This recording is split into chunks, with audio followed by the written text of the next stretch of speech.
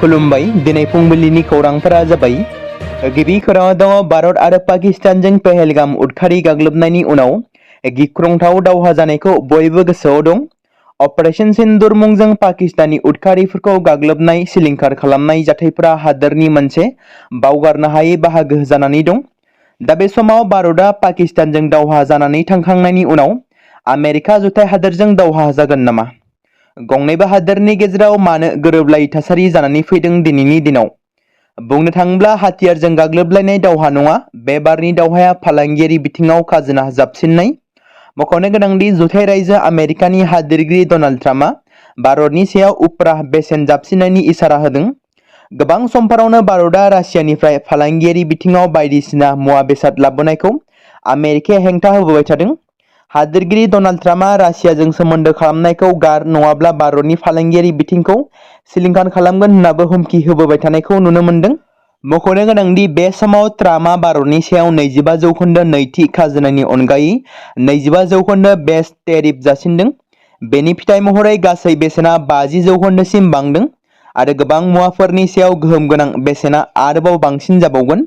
बिजिरसंगिरिफ्रा गिनाय फोरमायदों दि ट्राम्पजों इसारा होजानाय खोन्दो 2 आरो खोन्दो 3 बेसेनखौ इयुनाव भारतआवबो बाहायनाय जानो हागौ। बेजों लोगोसे चीननि हेंथायै ट्राम्पनि सिगांनि खाजोना दावहाखौ फिन खेबसे नायफिननाय जादों।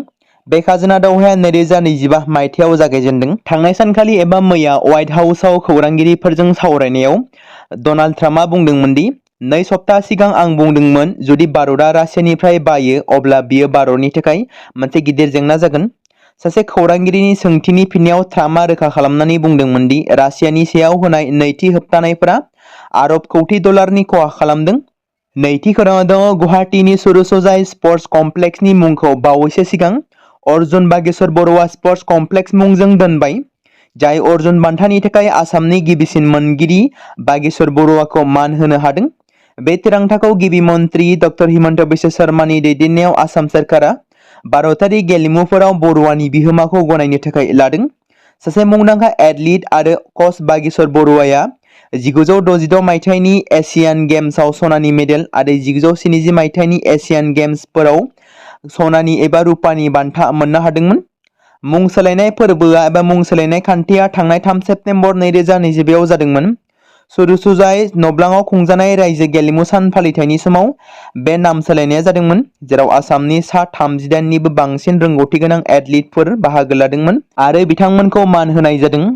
सुरुसजाय स्पर्ट्स कमप्लेक्स, जायखौ सिगाङाव इन्दिरा गान्धी एथलेटिक स्टेडियाम मुङैबो मिथिनाय जायोमोन, 2007 मायथाइयाव भारतनि 33थि हायुङारि गेलेमुफोरनि थाखाय गायसननायनि उननिफ्राय गुवाहाटीआव मोनसे गाहाय माल्टि-पारपज सुबिदा महरै खामानि मावदों। भारतनि मुंदांखा मेथाइ रोजाबगिरि श्रेया घोषालआ गुवाहाटीआव आईसीसी आइजो क्रिकेट मुलुग काप 2025 नि बेखेवनाय फोरबोआव बाहागो लाफैगोन। मख'नो गोनांदि बे बेखेवनाय फोरबोआ 30 सेप्तेम्बर खालि आसामनि क्रिकेट एसोसिएशन स्टेडियामाव भारत आरो श्रीलंकानि गेजेराव टुर्नामेन्टनि गिबि खेबनि गेमआ जागोन। आथिखालाव बर' समाजाव मानसि गोमानाय, गावनि फिसाय, गावनि गथ' गथाय, गावनि नखरखौ गारनानै खारनाय जाथाया गोदान बाथ्रा नङा। बेबादिनो सनितपुर जिल्लानि दिकियाजुलि ओनसोलनि सिङाव थानाय तुरिबारि गामिनि जाकब बसुमतारीनि बिसि बिलिना बसुमतारीया गोमानानै दं। थांनाय 26 आगस्ट खालारनिफ्रायनो गोमानानै दं होनना सुलुंनिफ्राय मिथि मोनदों। बिलिना बसुमतारीया सोरजों थांदों, बहा थांदों बेखौ दासिमबो खौराङाव मख'नाय जायाखै एबा मिथिनो मोननाय जायाखै।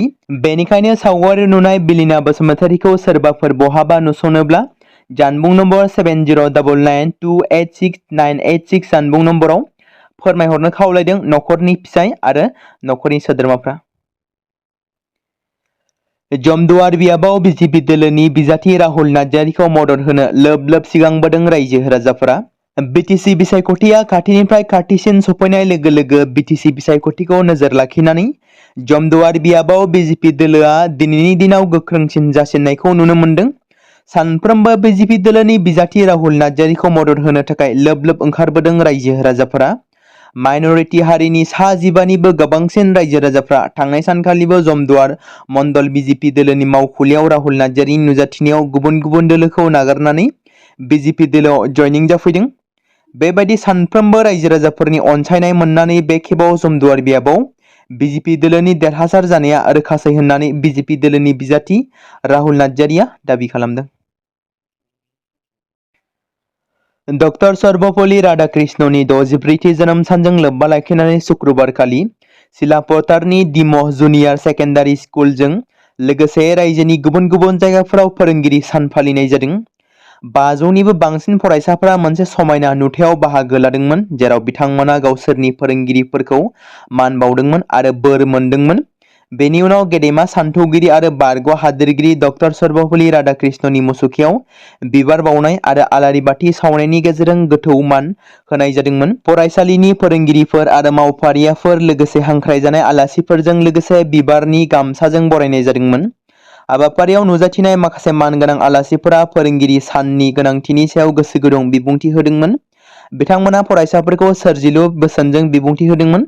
हाबाफारिनि गेजेराव रोंगौथि गोनां फरायसाफोरा बायदि रोखोमनि खुगा मेथाइ आरो मोसानायफोरखौबो दिन्थिफुंदोंमोन, जाय हाबाफारिखौ रुजुजायै खालामदोंमोन। गसाइगाव सराइबिलाव बिजेपि दोलोनि गेदेर खहा। जिल्ला आरो मण्डलनि गोबां दैदेनगिरिफोरा मैया बिजेपि दोलोखौ नागारनानै इउपिपिएल दोलोआव जयनिं जाफैदों। बिसायख'थिया खाथियाव सफैनाय लोगो लोगोनो दोलो नागारनाय जयनिं जानाय हाबाफारिफ्रा दासान्दि मोनफ्रोमबो दोलोनि गेजेरावनो सोलिगासिनो थादों। बेबायदिनो मैयाबो गसाइगाव सदर सहराव इउपिपिएल दोलोनि मावखुलियाव क'क्राझार जिल्ला आरो सराइबिल मण्डल बिजेपि दोलोनि गोबां दैदेनगिरिफ्रा बिजेपि दोलोखौ नागारनानै सराइबिल बियाबाव इउपिपिएलनि दोलोनि बिजाथि राजु नार्जारिखौ देरहासार खालामनो थांखिजों इउपिपिएल दोलोआव जयनिं जाफैदों। बे जयनिं जाफैनाय सोद्रोमाफोरखौनो मैया मिरु इउपिपिएल दोलोनि गाहाय नेहाथारि सराइबिल बियाबनि इउपिपिएलनि बिजाथि राजु नार्जारिया बरायनानै लादों। 26 नं दारांगाजुलि बिटिसि बियाबाव इउपिपिएल दोलोनि मोनसे गेदेर सांग्रांथियारि मेल खुंदों। फैबाय थानाय बिटिसि बिसायख'थिखौ लानानै फारफ्रोमबो बिथिङाव गोख्रों जादों इउपिपिएल दोलोआ। तामुलपुर जिल्लानि सिङाव थानाय 26 नं दारांगाजुलि बिटिसि बियाबाव इउपिपिएल दोलोनि मोनसे गेदेर बिसायख'थि सांग्रांथि मेला जानानै थाङो। बिटिआरनि सिएम प्रमद बर' दारांगाजुलि बियाब इउपिपिएलनि बिजाथि जलेन दैमारिनि नुजाथिनायाव कुमारिकाटा, आंगारखाटी, लक्की नारायणपुर इउपिपिएल दोलोनि मोनसे मेला सोद्रोमथियै जानानै थाङो। थांनाय गोलाव समाव बिपिएफ आरो बिजेपिनि सोरखार दंमोनब्लाबो हानि जेंना, हारिनि जेंना, हा पाट्टा होनांगौनि जेंना बायदिखौ फोजोबनो थाखाय जेबो रोखोमनि खामानि मावाखै। नाथाय बिटिआर सोरखाराव इउपिपिएल सोरखार फैनायनि उनाव गोजोन आरो खौसेथि आरो जौगाथाय फैनायजों लोगोसे हारिनि जेंनाफोरा जोबलांनो हमदों होनना फोरमायथिदों बिटिआरनि सिएम प्रमद बर'आ। बिथाङा आरोबाव बुंबावदों दि बे खेबाव इउपिपिएल पार्टिया मोन 27निबो बांसिन मासि देरहासार जानानै बिटिआरआव हारसिङैनो सोरखारखौ दागोन आरो 26 नं दारांगाजुलि बिटिसि बियाबनिफ्राय इउपिपिएल दोलोनि बिजाथि जलेन दैमारिया देरहागोना रोखा होननानै फोरमायबावो प्रमद बर'आ। बेजों लोगोसे दारांगाजुलि बियाबनिफ्राय जलेन दैमारिया देरहाखांनायनि उनाव बिथांनो बिटिसि सोरखारनि इएम मासि होनाय जागोन होनना फोरमायथिबावो। आंगारखाटा ओनसोलाव थांनाय गोलाव बोसोराव बिपिएफ दोलोआ सोरखार थासेयावबो हानि पाट्टा होगोन होननानै गोबां खेब थगायबोदों। बेनिखायनो बे खेबाव रायजो राजाफ्रा इउपिपिएल दोलोनि बिजाथिफोरखौ सायख'दों, बेबायदि बुङो प्रमद बर'आ। गोबां समफोरावनो एनडिबिनि गायसनगिरि गेदेमा रन्जन दैमारिखौ बिटिसिनि चिफ खालामनांगौ होनना गोबां खेब रायजो राजाफोरा सानबोदों, खावलायबोदों, बुंबोबाय थाबोदों, हास्थायबोदों। नाथाय दुखुनांथाव बाथ्रा दि बिथां गेदेमाया दासिमबो सिबिआइ केसजोंनो एक्टिभ जानानै दासिमबो जोबथेसालियावनो दं। फैबाय थानाय समाव बिथाङा थाबैनो उदां अख्राङाव जाहाथे फैनो हायो आरो हारिनि हाबा मावनो थाखाय बिथां गेदेमायाबो जाहाथे खाबु मोनो, बेखौनो इसोरनियाव आरज खालामनाय थाबाय। बे समाव बर' सावथुन नायनानै मोजां मोनग्रा गासै बर' रायजो राजाफोरनि थाखाय मोनसे गोजोनथाव खौरां। आलादा रायजो बड'लेण्ड सोमावसारनाय जारिमिनखौ लानानै महर होनो नाजानाय पंकज लाहारीनि जांख्रिथायनि थैसाम 2 एबा जांख्रिथायनि थैसाम पार्ट 2आ फैगौ 13 सेप्तेम्बर खालाराव रिलिज जानो थांगासिनो दं आरो बै सानखालि मोनसे गेदेर प्रिमियार श'बो लानाय जानो थांगासिनो। जांख्रिथायनि थैसाम 2 खौ दिन्थिनायनि गेजेरजों गोबां आर्टिस्ट, महरगिरि, देंखोगिरिफ्रा जानो गोनां प्रिमियार श'आव बाहागो लाफैगोन।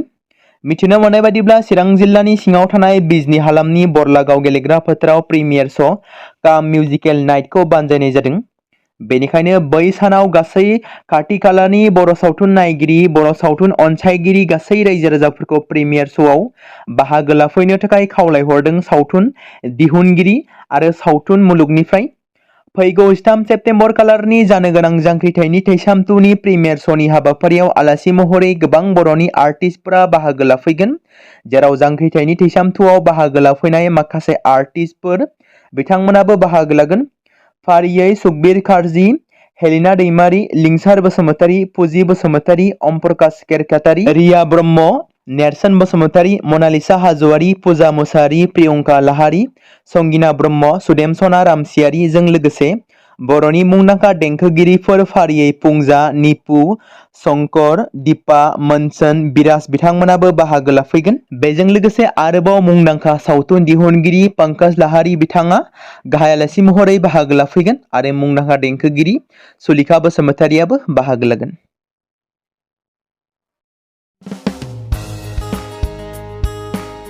बे समाव मोनसे गोनां फोसावथाय बर' सावथुन नायनानै मोजां मोनग्रा गासै बर' रायजो राजाफोरनि गेजेराव लानानै फैदों मोनसे बर'नि OTT प्लेटफर्म गोनां, जाय प्लेटफर्मनि गेजेरजों नोंथांमोना बर'नि गोदान गोजाम सावथुनफोरखौ नुनो मोनगोन।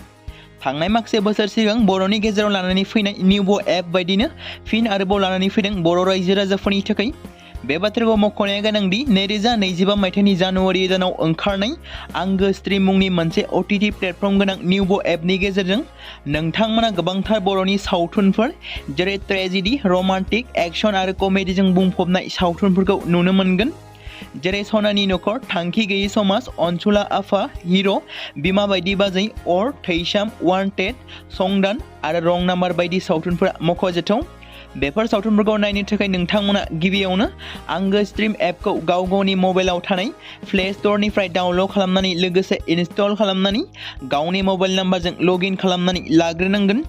बेनि उनाव नोंथांमोना गोबांथार नुनो मोनै सावथुनफोरखौ गुगोल पे, फन पे आरो पेटिएमजों रं नाम्बार सावथुनखौ नायनो थाखाय 60 रां आरो संदान सावथुनखौ नायनो थाखाय 80 रां, वान्टेड सावथुनखौ नायनो थाखाय 60 रां, थैसाम सावथुनखौ नायनो थाखाय 60 रां बेबादिनो गोबांथार नुनो मोनै सावथुनफोरखौ नायनो थाखाय सुबिदा खालामनानै होदों आंगो स्ट्रिम प्लेटफर्मा। फिन नोंथांमोननि गेजेराव फोरमायबावनो लादों बर' सावथुन नायनानै मोजां मोनग्रा गासै बर' रायजो राजाफोरनि गेजेराव लानानै फैदों मोनसे बर'नि OTT प्लेटफर्म गोनां, जाय प्लेटफर्मनि गेजेरजों नोंथांमोना बर'नि नुनो मोनै सावथुनफोर जेराव गोदान गोजाम सावथुनफोरखौ नुनो मोनगोन। बे बाथ्राखौ मख'नाया गोनांदि 2025 मायथाइनि जानुवारि दानाव दिहुनजानाय आंगो स्ट्रिम मुंनि मोनसे OTT प्लेटफर्म गोनां एपनि गेजेरजों नोंथांमोना गोबांथार बर'नि ट्रेजेडी, रमान्टिक, एक्शन आरो कमेडीजों बुंफबनाय सावथुनफोरखौ नुनो मोनगोन। जेरै रं नाम्बार, संदान, वान्टेड, थैसाम, अर, बिमा बायदि बाजै, हिर', अनसुला आफा, थांखि गैयै समाज, सनानि नखर बायदि बायदि सावथुनफ्रा मख'जाथाव। बेफोर सावथुनफोरखौ नायनो थाखाय नोंथांमोना गिबियावनो आंगो स्ट्रिम एपखौ गावनि मबाइलाव थाखानाय प्ले स्ट'रनिफ्राय इनस्टल खालामनानै गावनि मबाइल नाम्बारजों लगइन खालामखांनायनि उनाव नोंथांमोना गोबांथार नुनो मोनै सावथुनफोरखौ गुगोल पे, फन पे आरो पेटिएमजों रं नाम्बार सावथुनखौ नायनो थाखाय 60 रां, संदान सावथुनखौ नायनो थाखाय 80 रां, वान्टेड सावथुनखौ नायनो थाखाय 60 रां, थैसाम सावथुनखौ नायनो थाखाय 60 रां बेफोरबायदिनो अर सावथुनखौ नायनो थाखाय 60 रां पे खालामनांगोन। बेबायदिनो गोबांथार नुनो मोनै बर' सावथुनफोरखौ नायनो थाखाय सुबिदा खालामनानै होदों आंगो स्ट्रिम प्लेटफर्मा।